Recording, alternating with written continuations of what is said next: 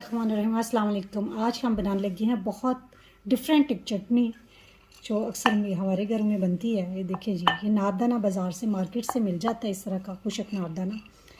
इसको मैंने साफ़ कर लिया है और एक पानी से वॉश कर लेंगे इसको।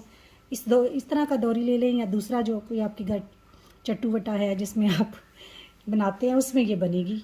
ये नारदाना इसमें ऐड करेंगे। पुदीना ले लिया, अब इसके मैंने पत्ते उतार लूँगी। इतना थोड़ा सा मैंने इसके साथ ग्रीन धनिया ले लिया है।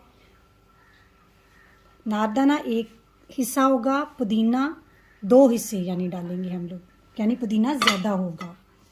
इसके साथ मैं नमक ऐड करूँगी 1 चम्मच और 4 से 5 में सब्ज़ मिर्चें ऐड करूँगी क्योंकि ये स्पाइसी तीखी होती है, तभी इसका मज़ा आता है। लीजिए, अब ये सारी चीज़ें हम डाल के इस तरह के चट्टू वट्टू में इसको पीसेंगे। ये हमने इसमें पहले नारदाना और सब्ज़ मिर्चें और नमक ऐड कर लिया है। अब इससे कोई हम 10 मिनट इसको पीसेंगे। इसके बाद फिर हम इसमें पुदीना ऐड करेंगे।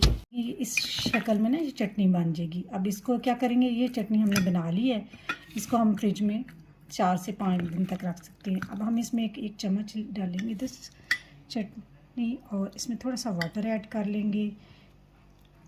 इस तरह इसको कुछ इस शक्ल में ले आएंगे।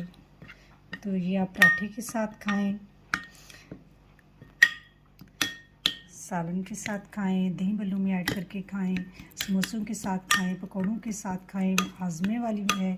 और पुदीना और नारदाने का तो आपको पता है, ये मैदे के लिए वैसे ही बड़ी अच्छी चीज़ है। लें जी, मुझे दें इजाज़त। अपनी दुआओं में याद रखें। अल्लाह हाफ़िज़।